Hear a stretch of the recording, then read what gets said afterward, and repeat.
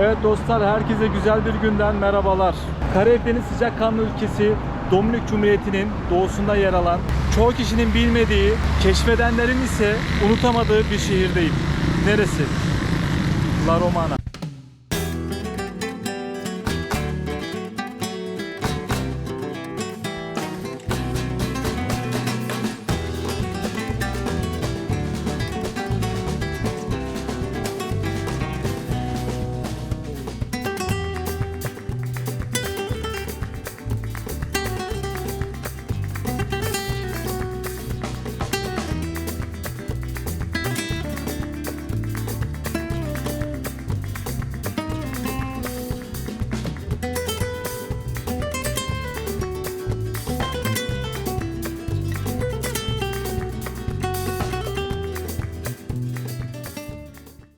Şimdi La Romana'nın kalbine geldik arkadaşlar. Burası La Romana'da başlamak istediğim yerlerden biri. Çünkü neden? Arkamda gördüğünüz o ikonik La Romana yasını ilk önce sizlere göstermek istedim. Burası da zaten şehrin en bilindik meydanlarından biri.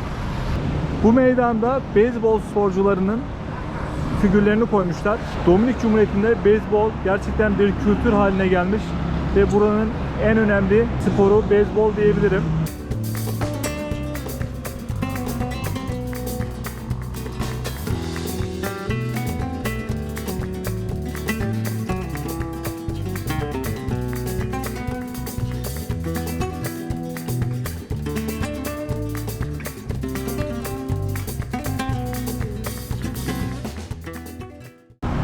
La Romana sokaklarını gezmeye devam ediyoruz. Bugün hafta içi sakin bir gün arkadaşlar. Kalabalık değil, herkes şu an çalışıyor. Ben de hazır kimse yokken video çekeyim dedim. Bu gördüğünüz yer La Romana şehrinin nüfusunun en çok olduğu yer. Evet, sokakları gezerken bayağı bir susadım. Ayrıca size burayı da göstereyim. Burada demir parmaklar var. İlginç bir yere benziyor. ¿Cómo se llama? Hola. Hola. ¿Cómo te llamas? Jeremy. Mucho gusto Jeremy. Suyumuzu aldık. Su çok önemli arkadaşlar burada. Telefona baktığımda 36 derece sıcaklık var. Yürümeye devam ediyoruz ve sokaklar bu şekilde arkadaşlar. Size şöyle bir örnek vereyim. Brezilya ve Kolombiya'daki o favelalarda bulunan çarpık kentleşme ve yolun olmadığı alanlar burada yok. Yani öyle görmedim Dominik Cumhuriyeti'nde. Hatta çok şirin evler var. Böyle. Evler küçük ve minimal şekilde. Mesela burada da bir köşe başında bir ev var. Böyle rengarenk evler. Küçük. Tüm evler demir parmaklı. Bunun nedeni ise hırsızlığı önlemek ve biraz da güvenliği arttırmak yani.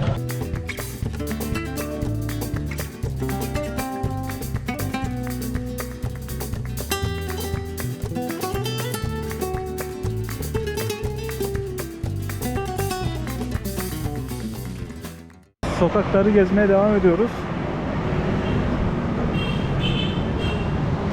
Arkadaşlar bilmiyorum ama bu tarz evler bana çok samimi ve sıcak geliyor.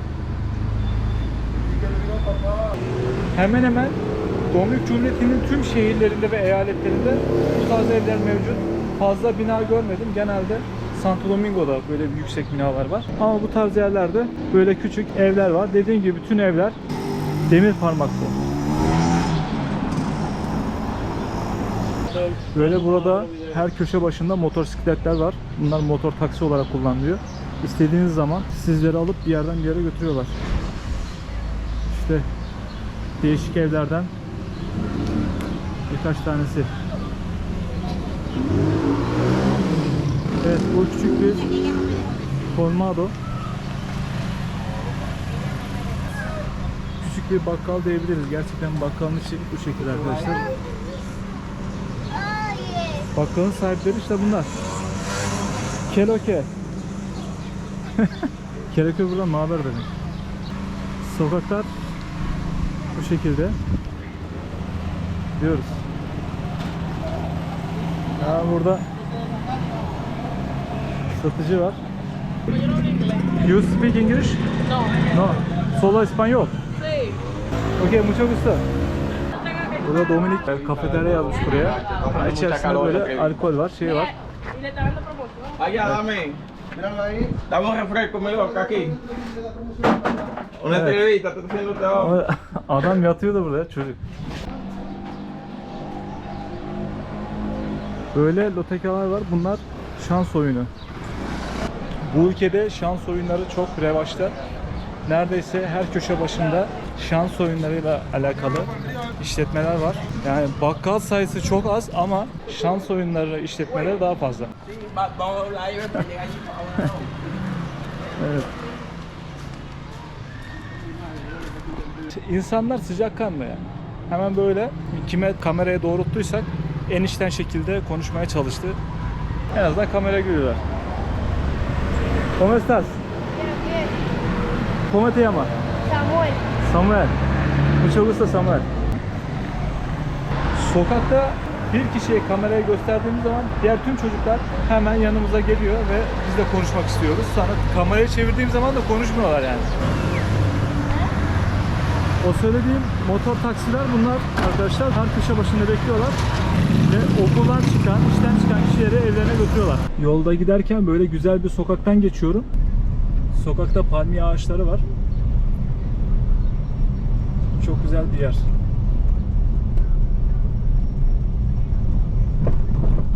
Arkadaşlar sokağın güzelliğine bakar mısınız ya? Sanki küçük Miami. Çok ilginç bir yere geldim La Romana'da. Böyle bir sokağa girdim. Her tarafta palmiyeler. Yani şehir hayatından uzak bir yer aslında bura. Bakın şöyle bir apartman. İşte en yüksek apartman bu işte. Böyle. Sokaklar sessiz ve sakin. Sadece ben yürüyorum. Arkadaşlar La Romana'da büyük bir fabrika var. Bu fabrikanın adı Şeker Kamış Fabrikası. 3 nesil o fabrikada yetişmiş. Hala ilk çalışanların torunları o fabrikada çalışıyor ve bu fabrika La Romana'ya çok büyük katkılar sağlamış. Hatta La Romana'nın kurulmasındaki en büyük etkenlerden biri o. Ve burada bir demiryolu taşımacılığı da var. Aslına baktığınız zaman ekonomiye katkı sağlayan bir şehir burası. Hem turizmiyle hem de şeker kamışı ihracatıyla La Romana şehri Dominik Cumhuriyeti'nin en önemli simgelerinden biri. Şimdi yavaş yavaş şehir merkezine doğru gidiyoruz. Güzel, küçük ve samimi bir şehir ve büyük bir kilisesi var. Katolik kilisesi ve çevresi. Orayı size göstereceğim. Bu arada arkadaşlar dünyanın her yerinde içerik üretmeye çalışacağım bundan sonra. Kanalıma abone olmanızı çok isterim buradan. Ayrıca bu videoya da like atarsanız çok memnun olurum.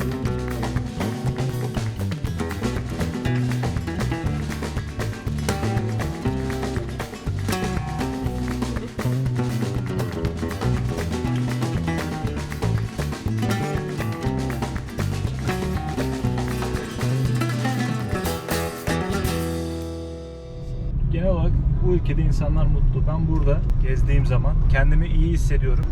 Burayı size şöyle tarif edebilirim. 90'ların Türkiye'si diyebilirim burası için. Gelişmekte olan şehir. Tüm yatırımcılara sesleniyorum. Bu ülkede güzel yatırımlar yapabilirsiniz. Ayrıca merak ettiğiniz her şeyi yorumlarda yazabilirsiniz. Elimden geldiği kadar sizler için bilgi toplayıp video halinde gösterebilirim. Evet, şimdi La Romana merkeze geldik. Aslında şöyle söyleyeyim, La Romana'nın en kaos ve kaotik bölgesi burası. Böyle bir yazı karşılıyor bizi hemen meydanın ortasında. Burası da Central Park.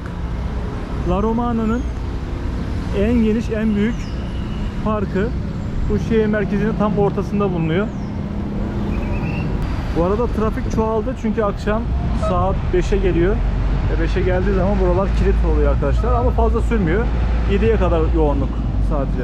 Şehir merkezinden sonra güzel bir sahile geçeceğiz arkadaşlar. Orada size gün batımını göstereceğim. Ama umarım güneşi görebiliriz çünkü hava biraz kapalı. Her an yağmur gelebilir. Bu ülkede böyle çok güneşli bir havada bir anda yağmur gelebiliyor. Alıştık artık buna. Ama amacım güzel bir video çıkarmak yani. Uzun zamandır video çekmiyordum. 2 sene önce YouTube kanalı açmıştım ve YouTube'a içerik üretiyordum. Tekrardan içerik üretmeye başladım. Bundan sonra elimden geldiği kadar kişisel vlog paylaşacağım. Daha önce La Romana videosu çektik ama kimle çektik? Bir hayalin peşinde Sezer Yılmaz'la beraber. Oradan da takip edebilirsiniz arkadaşlar. Deniz ve Sezer'e çok teşekkür ederim. Çok güzel bir 3 gün geçirdik onlarla. Onlar da sağ olsunlar bizi videolarına davet ettiler. Güzel bir içerik çıkarttık diye düşünüyorum. O videoları da izlersiniz. Şimdi gezimize kaldığımız yerden devam edelim.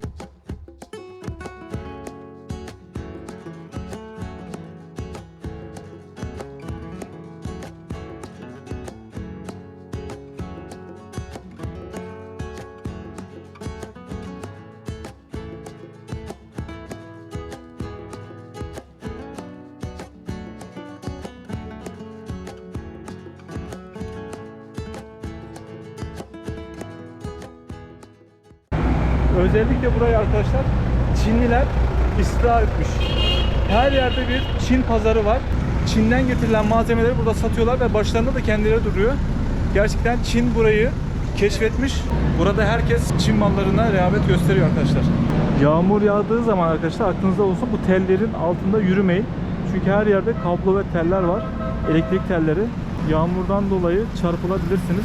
Dikkatli olmakta fayda var. Yağmur başladı. Böyle bir yere sığındım.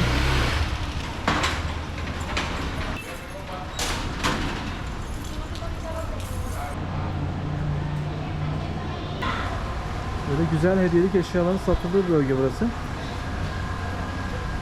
Yağmurdan kaçmak için buraya geldim arkadaşlar. La Romana bölgesini gezmeye devam ediyoruz. Size şöyle bir şey söyleyeyim. Arkadaşlar bu şehir başkent Santo Domingo'ya 2,5 saat uzaklıkta. Türkiye'den buraya direkt uçuş yok arkadaşlar. Buraya gelmek istiyorsanız Türkiye'den önce Amerika'ya, New York ya da Miami'ye, ya da vizeniz yoksa da Panama, Kolombiya ya da Küba'ya gidip oradan buraya ikinci bir aktarmayla gelebilirsiniz arkadaşlar. Buraya geldiğiniz zaman ise Santo Domingo, Las Americanas, şuraya yazıyorum. Las Americanas havalimanına gidiyorsunuz ve oradan buraya 2,5 saatte geliyorsunuz. Özel aracınızla 1,5 saatte de gelebilirsiniz. İkinci bir alternatifi ise Punta Cana Havalimanı. Eğer buraya gelmek istiyorsanız Punta Cana'daki havalimanına iniyorsunuz. Oradan da buraya gelmek 45 dakika sürüyor. İstediğiniz iki havalimanına da iniş yapabilirsiniz.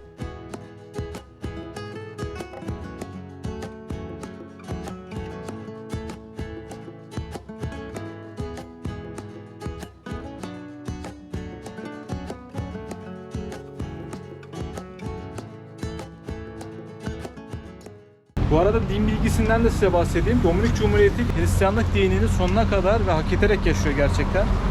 Bunu her yerde görebiliyorsunuz ve dinlerine çok bağlı bir millet. Kiliselere çok önem veriyorlar. Tabii Latin Amerika'nın çoğunluğu biliyorsunuz Katolik. Burada da yine Katolikler ağırlıkta. Her yerde de kilise görmek mümkün.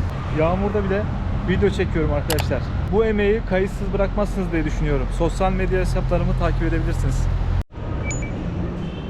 Evet, o şehir merkezindeki kiliseye geldik arkadaşlar. Kapı açıktı. Biz de bir içeriği ziyaret edelim. İçerisi nasılmış sizlere göstereyim. Evet. Klasik kilise. Hemen şöyle göstereyim karşı tarafı. Evet, bu abladan izin aldık. Şimdi kiliseyi size çekeyim. Çok da güzel bir görüntüsü var buranın. Sürekli bunun yanından geçiyorum ve içeri hep merak ediyordum. Bugüne kısmet oldu. İçeri girip gördük. Yukarıdan genel görüntü de bu şekilde arkadaşlar. Burada bateri, gitar, ilahi söylüyorlar. Güzel, değerli toplu bir kilise. Beğendim. Bahçesi de çok geniş. Şimdi buradan çıkıyoruz. Çünkü insanları rahatsız etmeyelim. Kiliseden çıkınca bize böyle kağıtlar veriyorlar. Hristiyanlıkla alakalı bilgiler içeriyor. Biz de bu kağıdı almış olduk. İşte mototaksiler. This is a service moto taxi. Giving service. Where do you want to go? Thank you very much. Muchas gracias. Okay, you're welcome.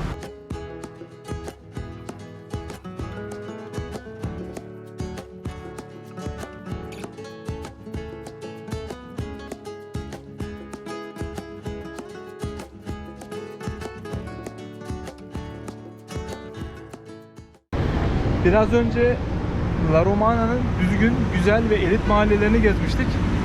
Şimdi ise çok dar bir sokak göstereceğim. Tehlikeli olup olmadığını bilmiyorum. Deneyeceğim arkadaşlar. GoPro'nun da tripodunu bu arada çıkardım. Fazla dikkat çekmesin. Şu an GoPro avucumun içinde, öyle çekim yapacağım. Hadi bakalım girebilecek miyiz oraya? Şöyle bir sokaktan giriyoruz.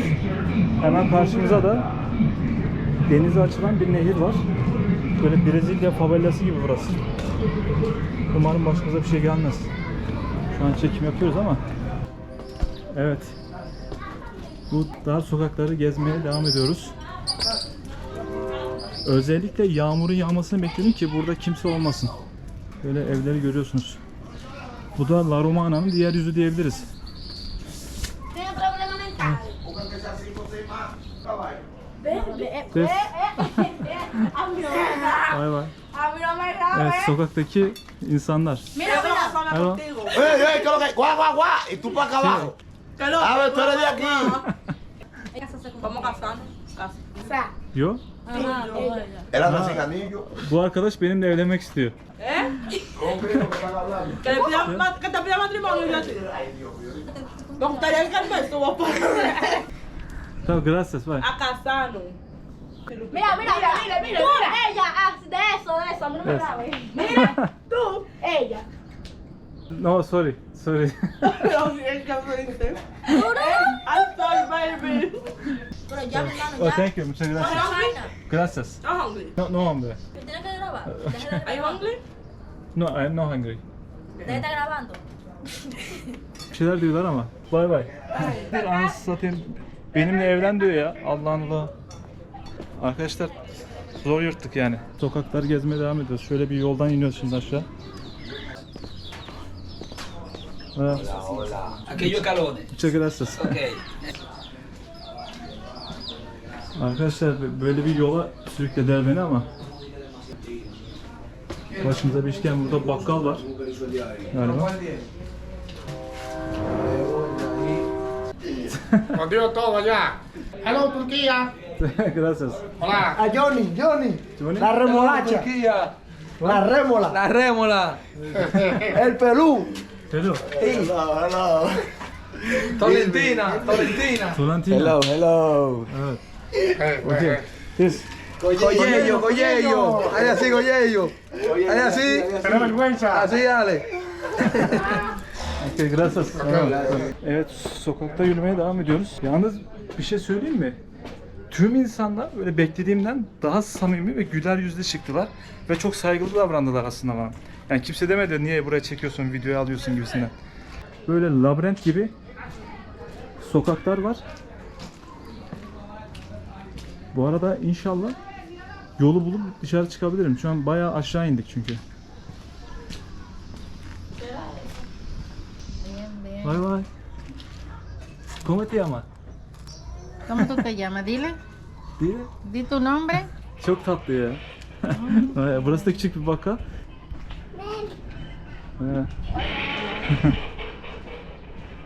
O meşhur nehre geldik arkadaşlar. Şuraya bakabilir misiniz ya? Çok güzel bir manzara var. Şöyle, o videonun başında gördüğünüz o kruz gemisi ve oradan köprü vardı hatırlarsanız. Hatta şu anda o videoyu koyayım buraya. O nehir burası arkadaşlar. Şu anda varoş bir mahalleden aşağıya indik ve buraya geldik.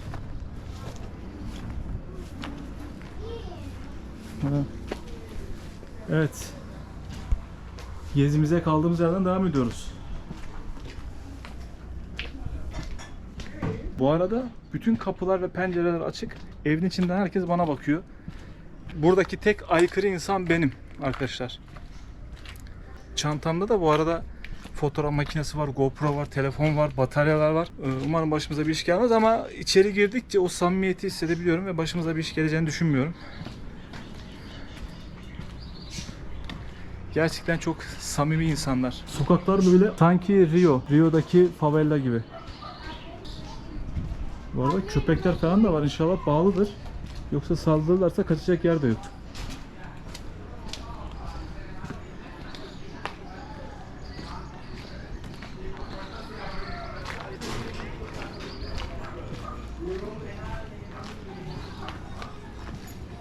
Hola.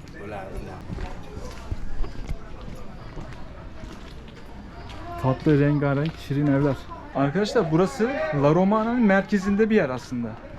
Yani bu nehir de çok önemli nehir. Çünkü burada bir Casa de Campo gibi devasa, lüks, ultra lüks bir tatil beldesi var. Tüm zengin kişilerin yatları ve botları bu nehire demir atılmış bir şekilde bekliyor. Bakın çok güzel bir görüntü var. Karşı taraf elit bir bölge. Burası ise tam tersi.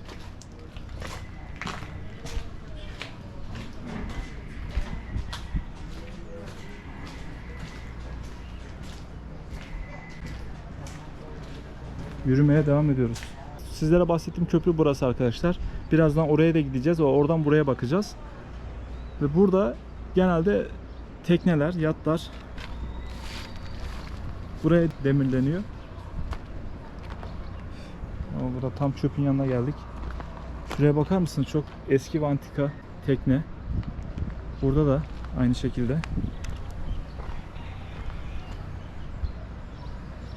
Ve böyle bir ortam.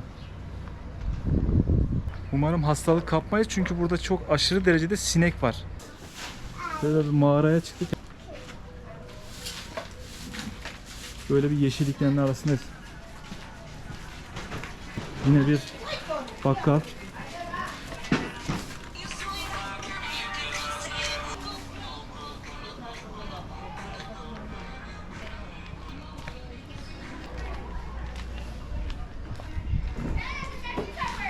Burası ne?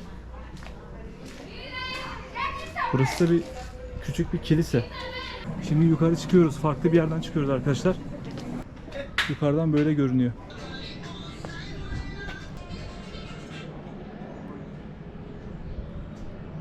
Çok dik merdivenler var.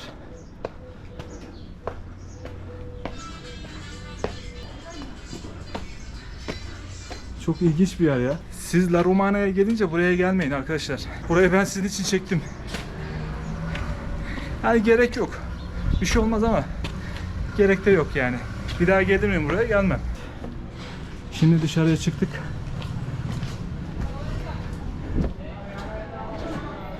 Şu sokaktan itibaren caddeye bağlanacağız. Evet arkadaşlar, yukarı çıktık şimdi. Nehir yukarıdan böyle görünüyor. Bu evlerin arasından aşağı iniyorsun ve nehre ulaşıyorsun. Hemen hemen bütün insanlara kamerayı çevirdim. Hiç kimse de bana şunu demedi: kardeşim niye çekiyorsun?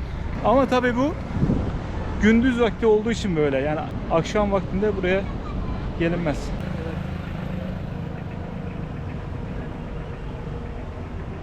Böyle Onnos diye bir mekan var. Meksikan tarzı taco falan yapıyor. Hatta şöyle de göstereyim size. Burada hamburger ya da pizza yiyeceğim. Ondan sonra yolumuza tekrardan devam edeceğiz. Evet, yol kenarında böyle pişi yapan arkadaş var. ¿Cuánto cuesta? 25 pesos. Okay. Medio dólar. Medio dolar. Okay. Evet, burada yapıyorlar. Hemen yol kenarında arkadaşlar. Gracias hermano. Normalde temiz görünüyor ama ben yine de yemem arkadaşlar yani. Sokak lezzetliğinde kapalıyım ben.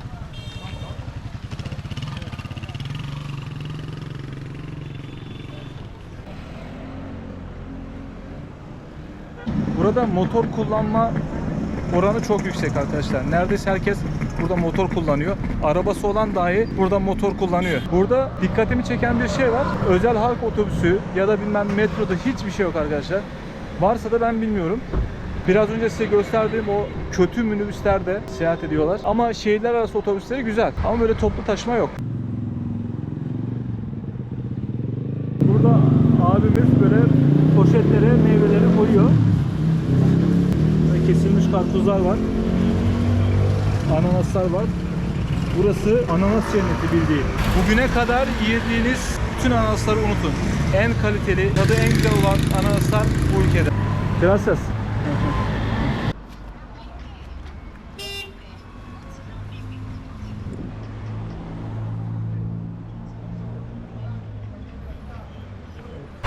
Süt arıyordum, buldum sonunda. Bu amca satıyormuş.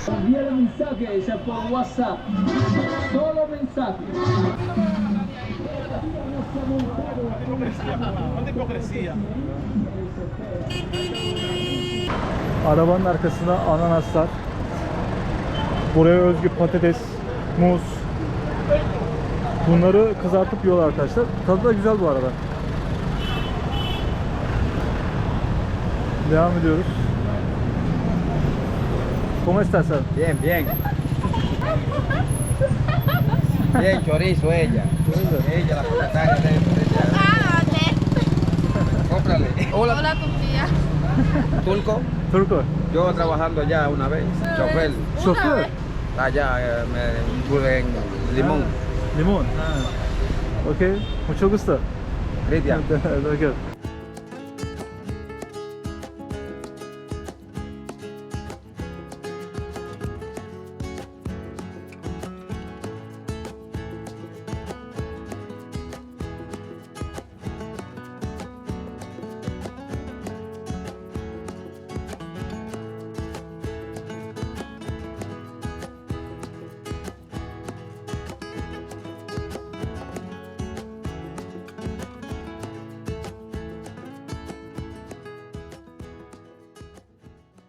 Şimdiki durağımız Galata diye bir bölge var. Oraya gidiyoruz. La Romana'nın şehir merkezindeki sahili, şehir merkezinde oturan insanların en kolay şekilde sahile ulaştıkları yer. Akşamları herkes orada oturuyor, birasını içiyorlar. Güzel bir ortam oluyor. Gündüzleri ise orada denize giriyorlar. Bu arada hava kapalı, şansımıza yağmur yağdı. Normalde çok güzel bir gün batımı var orada. Ama daha güzel gün batımını sizlere göstereceğim. Daha güzel yerler var bu arada. Ben La Romana'da da bu anı yakalamak istedim ama olmadı. Zaten ne zaman video çeksem yağmur peşimizi bırakmıyor. Bugün de aynısı oldu. Ama bu tabii ki bizim motivasyonumuzu etkilemiyor. Gezmeye, keşfetmeye devam ediyoruz arkadaşlar.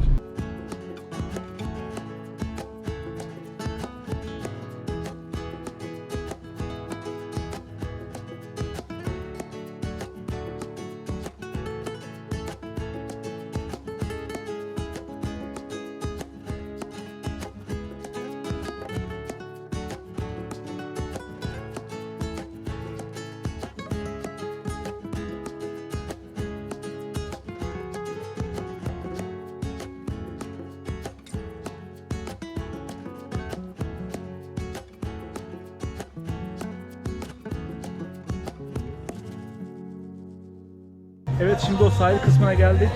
Sizlere burayı da göstereyim. Hazır yağmur bulmuşken bu güzel manzarayla bitirmek istiyorum videoyu arkadaşlar. Karşımızda Karayip Denizi. Dünyanın en meşhur denizlerinden biri. Çok güzel. İnsanlar burada yüzüyor. Hafif de yağmur yağıyor bu arada. Çok güzel bir ortam. Bu kumsal ve bu deniz La Romana halkına ait arkadaşlar. Burası ücretsiz. Buraya gelip güneşlenebilir ve yüzebilirsiniz. Bu arada bu denizin yeşil görüntüsünü, o turkuaz görüntüsünü Bayeibe videosunda izleyeceksiniz. Bu yeşilin ve berrak suyun rengini orada göreceksiniz arkadaşlar. Şu an burada zaten hava da kapalı olduğu için koyu renk görünüyor. Aslında su çok temiz, berrak bir su. İnsanlar böyle oturuyorlar. Şemsiyeyi sadece güneşlemek için değil, yağmurdan korumak için de kullanıyorlar. Böyle bir ortam var. Evet. Akşam olunca burası kalabalık oluyor. İnsanlar genelde burayı tercih ediyorlar, La Romana'da.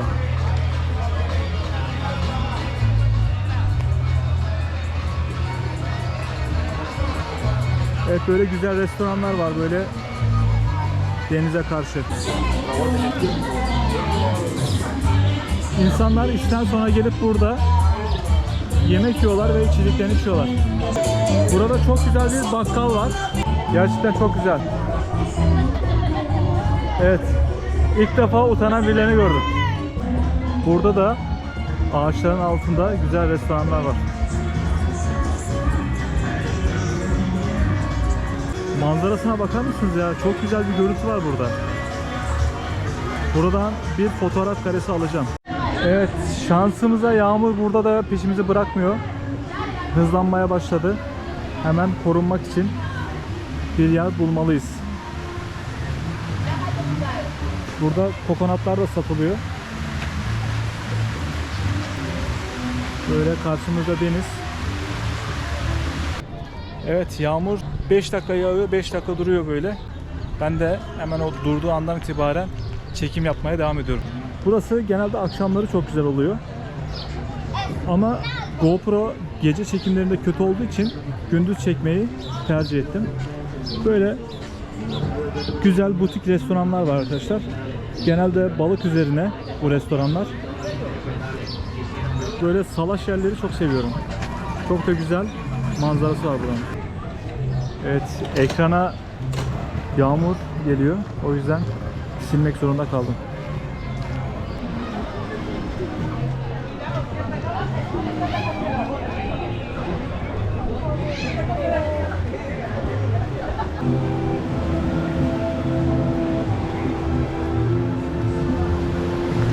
Ağacın altında saklanıyorum ve inanılmaz yağmur yağıyor. Belki görünmüyor ama şöyle havaya bakar mısınız? Çok kasvetli.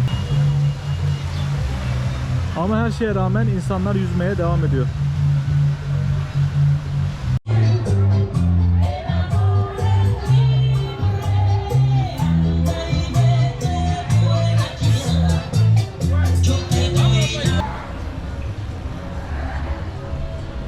Şöyle söyleyebilirim. La Romana'da sahilde yürümek isterseniz sadece burası var arkadaşlar. 1,5 kilometre uzunluğunda bir yol ve La Romana'da tek sahilde yürüyebileceğiniz yer burası. Başka kordon yok. Sağ tarafımızda da restoranlar, kafeler var.